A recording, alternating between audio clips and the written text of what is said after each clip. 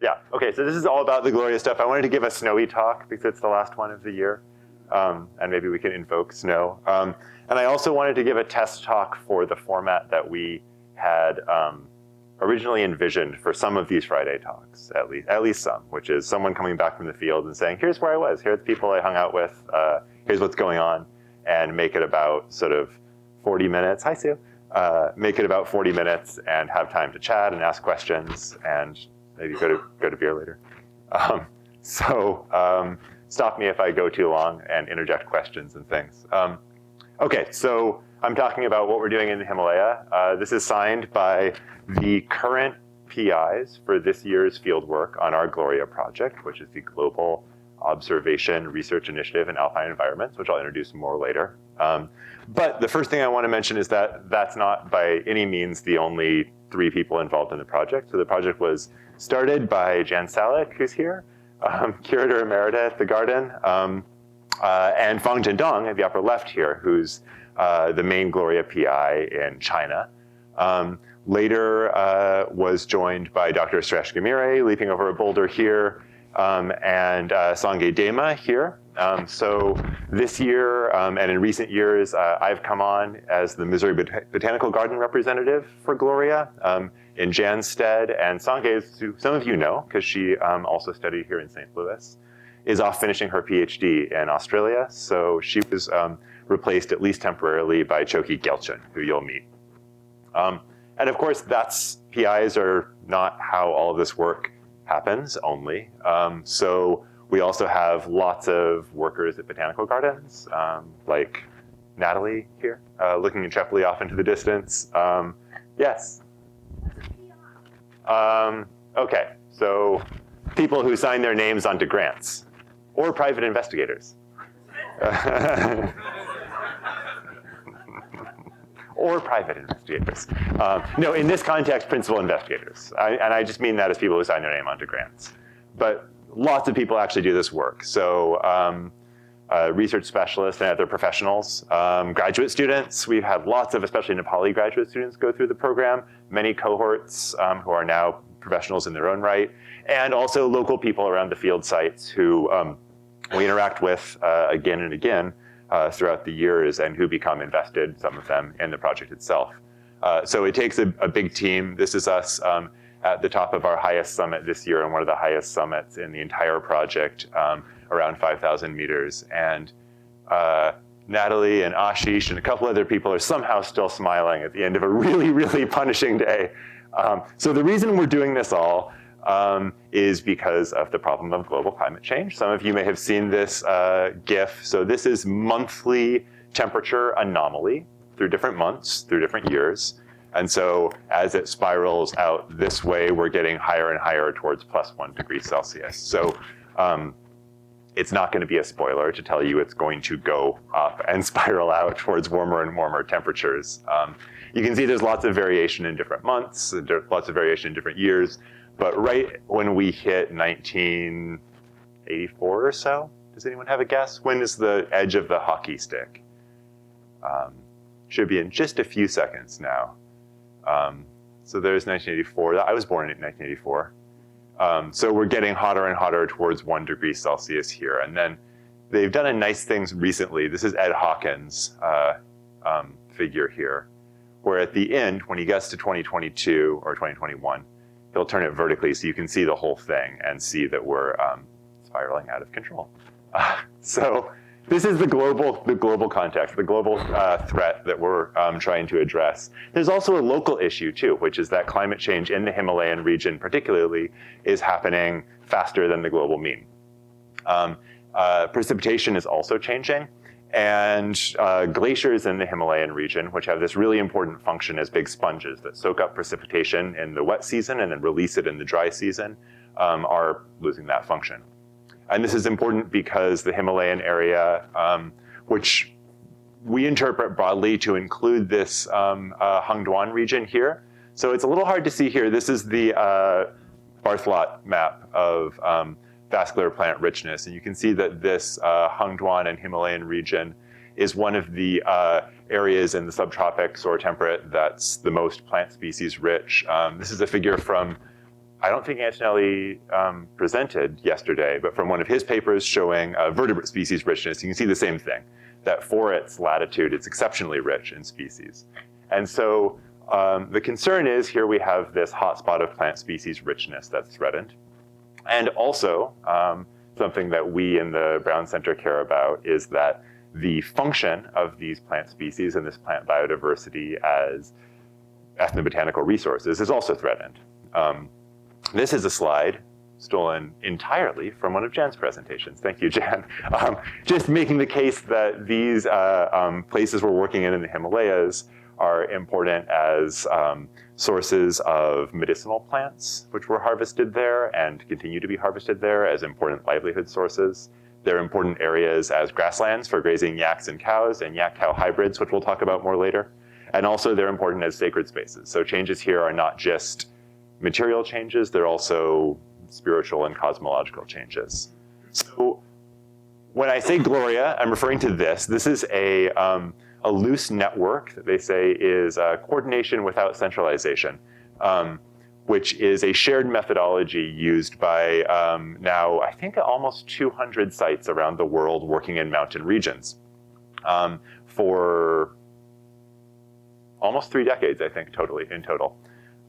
It was started, it's a brainchild of Dr. Georg Graber, who recently passed away. But it's produced a massive amount of research around the world.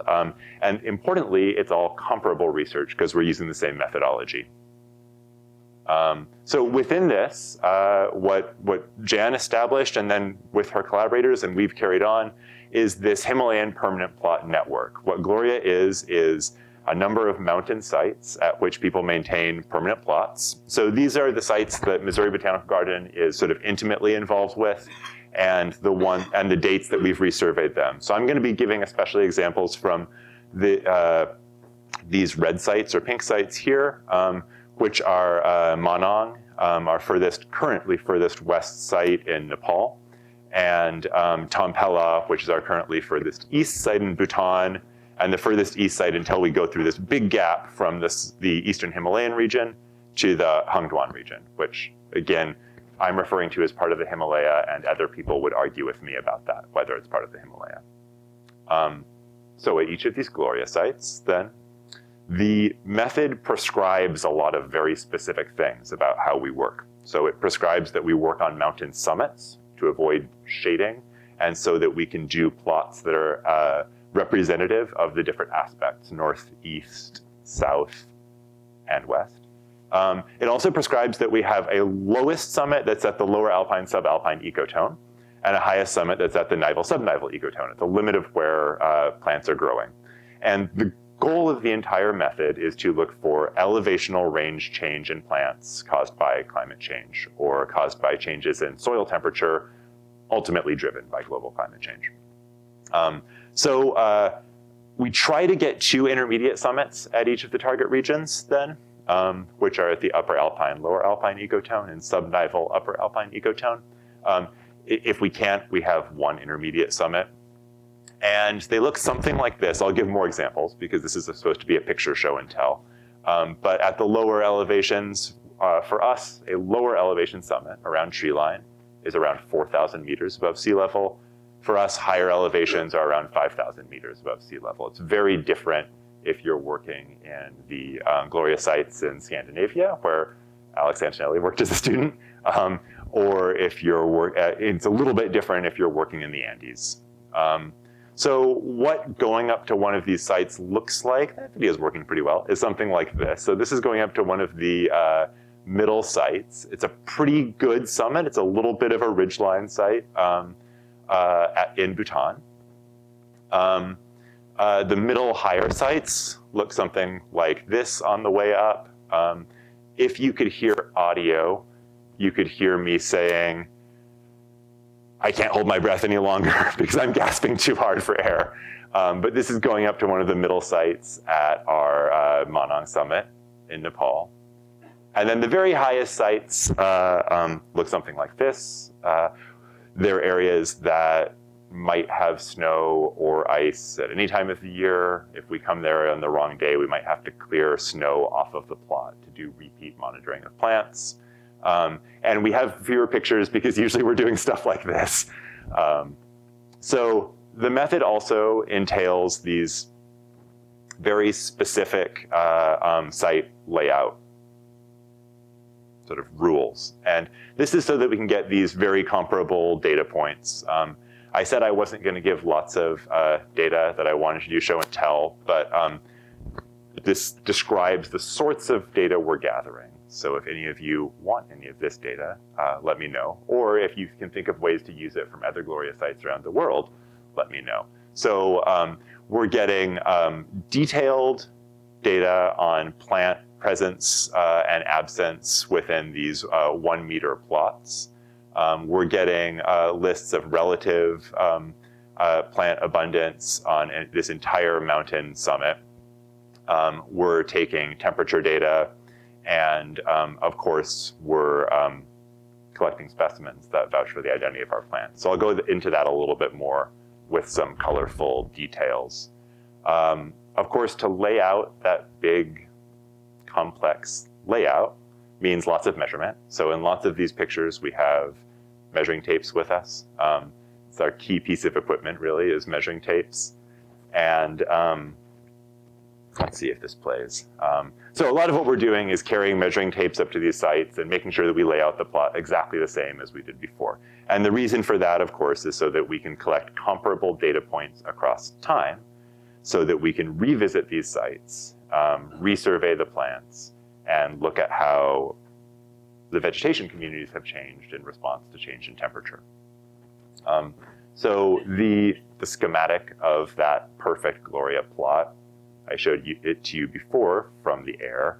If you drop it down over a conical structure, it looks something like this. So this is the perfect Gloria plot with the high summit point. We measured down to 5 meters below the high summit point, and then another 5 meters below that. So 10 total meters below the high summit point.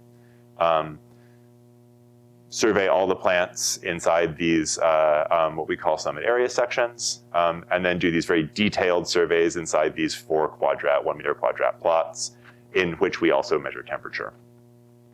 So here's one of the summits that's actually a very good match for this. So it looks pretty similar, right? We're on this side of it that you can see us here.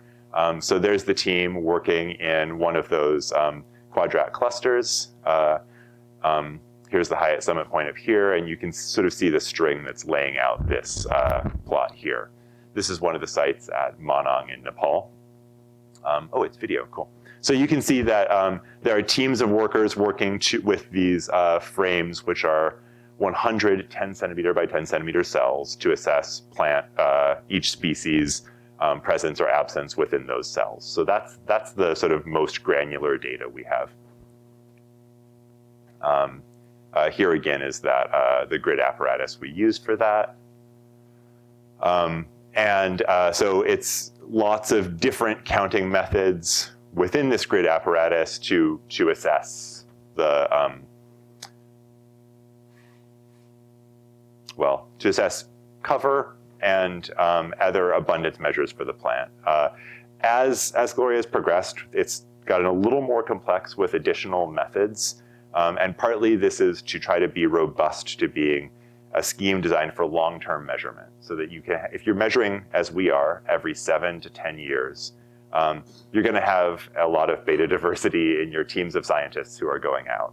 So one reason for having lots of different ways to measure the same thing and for having a rigorous methodology is so that you can try to get data that's comparable even if you have high turnover in your teams. So we're also speaking to one point about detectability, not the ecological point, but the botanical point. We're also doing collection. So I like this picture especially. This is Shiva Ram, right? Yeah. So this is this is Shiva Ram in Nepal, one of the master's students who will be back here actually doing his master's project with some support from us. So he's doing plant collection just outside the boundary for the plot. So we try to collect voucher specimens outside the plot because, again, it's a long-term monitoring plot and we don't want to have an effect on it ourselves. Of course, almost everyone here is familiar with this scene, identifying and pressing plant specimens by headlamp deep into the night. And depending on the sites, we work differently. In Nepal, we were drying plants within out in the field. So we get to see lots of pretty plants when we're there. This is under the Zoom screen so for those here in person. This is Mechanopsis bella, aptly named, Potentilla areocarpa. I should have taken the name off this and see if anyone could tell me the genus for it. It's an unusual thing. Sausuria is a fun one. So Sausuria often is sort of normal looking asteraceous thing, but up in these alpine areas, we get these crazy morphologies for Sausuria. This is a plant that Jan and previous students of hers have worked on a lot. So this is Sausuria gossipifera, this like super fuzzy thing that exists in habitats like this, clinging onto the edge of these really steep cliffs. But just over on a next door cliff, this is also a very steep cliff, but you have Sausuria obvalata, which has this totally different growth form. And it's kind of interesting that they're both these very typical alpine growth forms. So gossipifera are these fuzzy plants that have these very fuzzy bracts that bees kind of lodge themselves into. These are an example of what are called glasshouse plants that have these translucent yellowish bracts. There are plants from several different families, maybe 12 from a recent review, different families that show this glasshouse morphology in high alpine environments. Both of them have been interpreted both as either lures for pollinators of a nice warm place to be in chilly alpine wind, or as helping with fruit development also in those conditions. Oh, so here's a normal Sausuria, right? That looks like an aster should look. Also some primulas. So this is something that we encountered, even though you can see it's pretty late in the season. This is all frost here. Primula species at Manang in Nepal that we think probably is a new species for the area. And then we can, I guess, pass this around. It's a little hard to pass, but so I mentioned that we have temperature loggers inside these plots so that we can associate changes we see in the plant vegetation communities with actual changes in soil temperature. So this is just an example of some of the, so these are recording hourly temperature at 10 centimeter soil depth. So these are some of the sites, let's see, aggregated today. So you can see the sort of long freeze periods in each of these sites where it's flat at 0 degrees. And then the significant variation throughout the year. There's also really significant daily variation in these areas, which is not shown here because these are daily averages, but which of course represents an important consideration for thinking about how plants are able to respond to climate change if they're undergoing huge daily variations and huge annual variations. So to this, all of this stuff, which is the Gloria core method, what we added, what Jan pioneered and set up with the help of her collaborators who shared this interest, is adding in local and indigenous perspectives on how plants are used, and also the sort of cultural meanings of plants. So this is Yegya Pinero, who former student who's now a full-time employee at Godavari Botanical Garden in Kathmandu, the National Botanical Garden and Herbarium there, doing interviews asking about the local names in Tamang for some of the plants collected on the way up to a Gloria site. Here's an example that's relevant to the, if some of you came in late, you might have seen this incense burning at the outside the door. So this is some ethnobotany going on at our field site in Tampala in Bhutan that I hadn't seen before, actually, this sort of collection. So they're collecting rhododendron species to process and sell as incense. It's traditionally burned like this, just as branches as an offering to the mountain gods. We got good weather the next day, so it worked. But it's also chopped up and processed into powdered incense to be sold down in Thimphu, which is the Bhutanese capital. So I brought some of it back. We can pass it around. It's got some fragrance in it. It's juniper, pine, safflower, and rhododendron, I think. And this is an important cash crop, actually. And a lot of bags of it made their way out while we were there. So we asked those sorts of questions about the economic purposes of these alpine plants and how those economic purposes are being affected by climate change.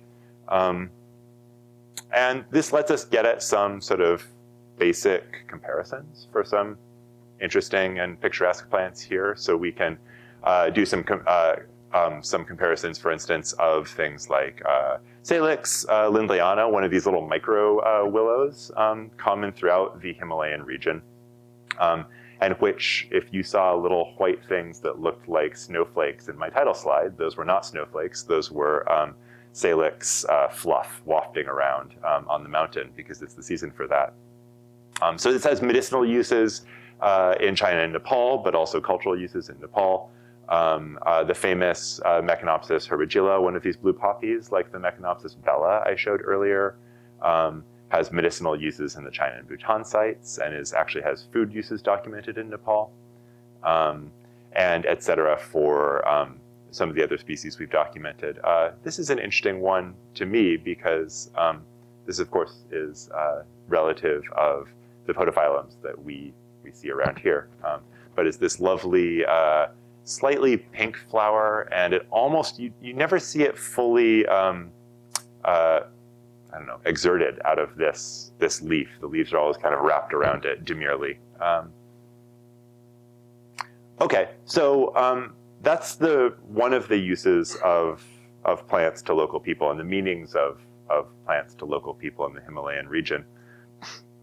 But another really important one that I mentioned before is as pasture. So yaks and yak cow hybrids have been this really important part of high altitude livelihoods across the entire Himalayan region, Hangduan region, up on the Qinghai Tibetan Plateau, even up to the northeastern part of that in Gansu, west into the Karakoram, and even up north through to Mongolia and southern Russia. So yaks have been really, really important, both to people and also for shaping the environment here. Yeah. Oh, okay. So this is actually below the Alpine. I'm sorry, this is great. Yeah. So this forest has a lot of maple in it, and I think that mossy thing is a maple. There are also rhododendrons back here. So this is on our way up, and I wanted to show this because Emily asked me about yak-cow hybrids. So these are big animals, and when they come at you, you think, oh my gosh, this is a yak, it's amazing. Until you actually see a yak, which looks like it's twice the size of these little yak-cow hybrids. And I really enjoyed this because this is one of the traditional uses of yaks, is not just for fur and milk and butter and meat and oil, but also for carrying baggage. So these are areas that were traditionally people moved around in. They did vertical transhumance, bring their yaks up in the summer and down in the winter. So these are yaks coming down in the winter, doing vertical transhumance, but also trading. So there are lots of these trade routes that penetrate from south to north from Nepal and Bhutan and northern India up to the Tibetan Plateau. And so yaks and other animals like this have been really important for connecting people that way through these north-south trade routes, but also probably for connecting people through this kind of iterated stepwise fashion where you take your yaks up to your local mountain range, you talk to the people who live in the neighboring valley when you're all up there in your summer pasture, and then you each go down your various ways, and you've exchanged knowledge and maybe some seeds and maybe some animals, and maybe some gear or tack that you use for your animals when you're up there. So I showed this slide before, but I just wanted to introduce the fact that we now have completed resurveys at several of these sites. So as of this year, we have all of our data in. Natalie is doing a heroic job of making sure it actually gets uploaded to the Gloria Coordination Office data archive. This is something I haven't mentioned before, but it's a really fundamental feature of the Gloria methodology, which is it's not just people going off on their own, inspired by this methodology and using the tools. They're also all archiving this data in the Central Coordination Archive. So this allows big global analyses of a comparative nature And it also allows, I think, something we haven't seen yet, but will be useful in the future, which is if somebody loses interest or a project drops off the map, the data is still there. And someone can go back in 50 years or 70 years or 100 years and say, I can do a comparison study now. I know exactly the methods that were used, and I can see how this exact mountain looks now. So we now have our one resurvey's worth of data. It took us quite a while, from 2005 to 2022 to do it, but we finally got it done, Jan. And the third survey is already well underway at the Chinese sites. So to go back to a site, although it's easier because you know where you're going and it's already been set up, and a lot of the really difficult work of actually finding a summit that looks like a cone and doesn't happen to have jagged rocks on the top, or be completely sheer on one side, even though it looks nice on the other side, or just be impossible to do and inaccessible for people. You have to find the exact spot again. So these are not in controlled areas at all. These are not long-term ecological field stations. Some Gloria sites are in these in the US, but not the ones we have in the Himalayas. So what we have to mark these sites are little pieces of rebar banged in at all those key points from the Gloria schematic that I showed before, and the temperature loggers. And that's it. It's all below ground. We have GPS points. We have photographs of all of the parts of the plot. We have measurements from the high summit point to all of those pieces of rebar. And still, it's really a challenge to find the right spot. So this is Choki and Natalie. So Natalie's looking at photographs. Choki's using a metal detector to try to find the spot. If you could hear this video, you could hear a very nice sound for us, which is when the metal detector goes beep, beep, beep, beep, beep, beep, beep, showing that we actually found the right spot where the rebar is buried. And then, of course, we're trying to actually dig it up and find it and confirm that without disturbing the plants too much, because it's the edge of our plot. Yeah, so here's another photo of, so this is Suresh and Choki working together using the photographs that we had stored from their previous visit 11 years earlier to find this exact point down to the centimeter. And then when we find these things and dig up those temperature loggers like the one I passed around, we can then recover temperature data like I showed before. So this is in a much less granular form. These are yearly average temperatures. And in some places, like this is Jomolari. So this is our site in the western part of Bhutan on a famous and sacred mountain in Bhutan. And at least for the first few years of this is the only temperature data anywhere near this place. So they did put in a temperature station, a weather station now. So we have at least a local weather station for more recent years that we can compare to. But this is not only the temperatures that are directly relevant to our question. So these are, again, 10 centimeter deep soil temperatures on each of the summits on north and south aspects. But again, for earlier years, they're the only temperature data available for this area at all. So it's really unique data in some cases, and I wasn't able to get it off of my phone. But in Jomolari specifically, I was just sent a documentary from the Bhutanese national TV talking about this, the fact that we have this unique temperature data from Jomolari that we gathered. And at least for this period of years here, 2011 to 2017, and at least for Jomolari, right, this shows really rapid warming. So 0.1 degree per year is not warming that you want to see. It's at the extreme of global average warming.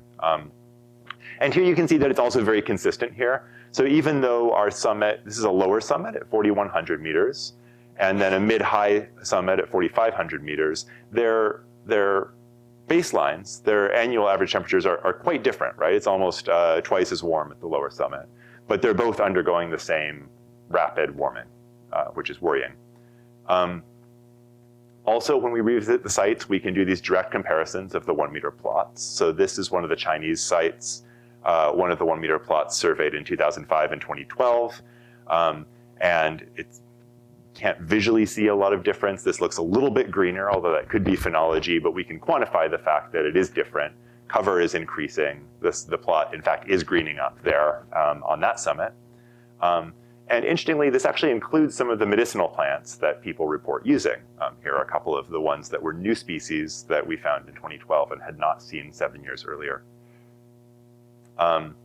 So again, when this sort of data, this is one plot's worth of data, but it lends itself to these massive multi-site collaborations. So this is the European resurvey data where they're able to show this thermophilization, or an increase in the plants usually associated with warmer temperatures and lower elevations at a given plot. So what you would anticipate seeing as a result of climate change, but not what you want to see. So for our sites, we're working on actually showing you the results from that whole resurvey that we just finished. But from our preliminary analysis from the Chinese sites, some of you have heard this before, but just to reiterate, we do see this increasing richness, so more plant species at each plot, and some signs, at least at the lower elevation summits, that lower elevation species are extending their range upwards. And this is worrying for us, of course, because of this unique endemic richness of species at these alpine areas above tree line and above shrub line. And they're used to local people. However, this increase in plant richness also still includes medicinal plant species. So from our perspective as ecologists, we see medicinal and other useful plant species increasing, not decreasing. However, when we actually talk to local people and use these inclusive methods, no one reports that. What they see, and this is something that's been borne out time and again from ethnobotanical studies that work with climate change, is increasing unpredictability. So the natural resources that they rely on are not found in the areas they're used to finding them in. They're not of the same quality that they're used to seeing. They don't occur at the same times or same places as they're used to seeing them there. And so even if there is a small measurable increase as measured by ecologists, it's not something that actually is having an effect on local people's use of them, on the availability of the resource. And these can be subtle changes too. So a story that we heard above this area underneath Manaslu in Nepal was a local herder telling us that he had noted that the quality of the pasture, so the grass and carex and other things that make up this alpine pasture, Cobresia, had changed. The species composition had changed. Because of this, the area that the wild blue sheep, which is the local major herbivore, the places the blue sheep were grazing had also changed.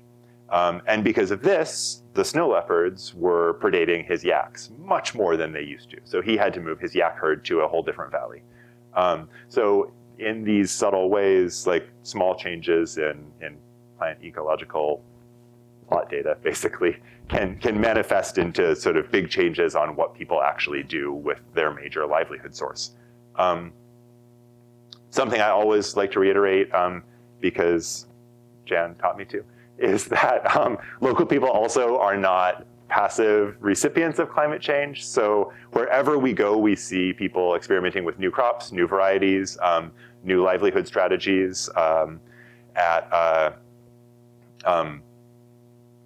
Sometimes we're able to interact with this. So especially in Nepal, I've mentioned Suresh Gamire a number of times. He always brings up these master's students who need projects, and very often their projects involve maybe experimenting with cultivating important alpine medicinal plants in an effort to reduce their overharvest from the wild, which is a pressure that goes certainly synchronously with the pressures of climate change on these species. Sometimes they've also done work that shows that actually small amounts of anthropogenic disturbance to these alpine species can have a beneficial effect on them, depending on the species, right? So he's really good at actually collecting this population data to show how species are responding. We've also been involved to some extent with new sustainable collection strategies for some of these alpine resources. So going forward then, these green dots here are each of the sites that we've surveyed now. So these are the 4 sites in the country of China, so in the ethnically mostly Tibetan region in the country of China and the Hungduan Mountains. Here's this gap, which is Arunachal Pradesh and northern Myanmar. And then these are our sites in Bhutan and in Nepal. Suresh has also set up baseline data on 2 sites in far west Nepal that I've shown in red here that we've talked about working with him to arrange the resurveys at. This would be really interesting because there's a very strong precipitation gradient. So from very wet to around here, it gets quite dry. So our Monong site we visited, as Natalie can attest, was pretty dry and sort of even seemed a little bit deserty at times as you're walking through it. These areas are even more dry and they have a different flora because of it. So being able to do resurveys there on already set up baseline data would be, I think, really, really interesting to see. These, which I've shown with little yellow boxes because we were asking National Geographic for funding, so I used their yellow box for it. These are also really exciting sites. So this one is the one that Suresh is most excited about doing in Nepal. Does anyone know what this is, this little shape here in Nepal? Okay. That's Mount Everest, or Sagarmatha. Suresh was part of the National Geographic Perpetual Planet expedition in 2019, which was this very, very high profile thing where they sent up all sorts of scientists, glaciologists and meteorologists up to Everest Base Camp, and then in fact up to Everest itself, where they set up a new meteorological station above where he had been before. But they wanted to do it in March or April, which is not the time to do any observations of plants at those elevations. So Suresh and his team, including Ashish, the guy in the group picture, who, like Natalie, was somehow smiling at a 5,000 meter summit. So Suresh and Ashish were able to set up this entire plot, but not gather any of the data because there were no plants up. And then the money ran out, and then there was a pandemic. But so it's really one of our priorities to be able to go back at the right season and gather this data that we're really primed to be able to get. This site here is one that's maybe the most exciting for me and also for our colleagues in Bhutan. So this is a site in eastern Bhutan, and it probably exemplifies one of the challenges of working in this area. So all of these areas are on the border with the Tibetan Autonomous Region. And so they're all areas that China, the country, is sensitive about. Some of them are near areas where China comes close to or abuts to India, which both China and India are sensitive about. And of course, both Nepal and Bhutan. So Bhutan's about this big here. Nepal's about this big. And so they are smushed between these enormous geopolitical rivals, countries that someone in Nepal said make them feel like a mango between 2 boulders. So they're also sensitive about allowing research in these areas. But this area in northeastern Bhutan, near a place called Mela, or the Valley of the Flowers, would be really interesting to resurvey. There hasn't been good botanical surveys there for several decades at least. So that's what we're thinking about in parallel with actually getting through all this data and analyzing it. And then going forward, I'm just gonna give a couple more slides and then we can talk or chat or just go home early. So going forward, this is the slide I always give at the end, that we really want to continue to work with local people and let these local perceptions guide our ecological methods. That trophic cascade on where this yak farmer was heaping his yaks is something that we haven't done anything with, but would be a great project for a biologist to actually work on, right? Also building local capacity for long-term monitoring, that's something I think we've actually done really effectively. And the most recent Gloria resurvey in China was during the pandemic. We couldn't get back there, but we were able to ship those temperature loggers out to Fong. He had everything else he needed, and he was able to do the resurvey there.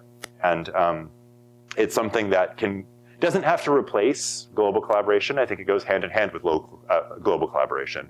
In another example, at times frustratingly, Nepal and Bhutan, because of their colonial legacies, it's politically impossible at the moment to ship specimens back here to Mo. But we've used this as a sort of kick in the pants to try to increase their capacity locally to at least image their specimens in a very good way. So Jordan's been helping me assemble some packages of high quality but portable imaging stations we can ship to them and have our specimens imaged, which now are many specimens in each of these places, sort of mini herbaria in each of the herbaria, but also let them image the rest of their collections as well. And then finally, one of the really nice things about Gloria as a global network is this ability to go beyond just documenting this crisis and actually sort of get our data to support adaptation and conservation, but also policy change, most importantly for climate change, right? So try to say, look, we have these similar results from all around the world documenting these incredible, unique, beautiful places, but under threat from climate change. So that's it. Questions, comments, discussion.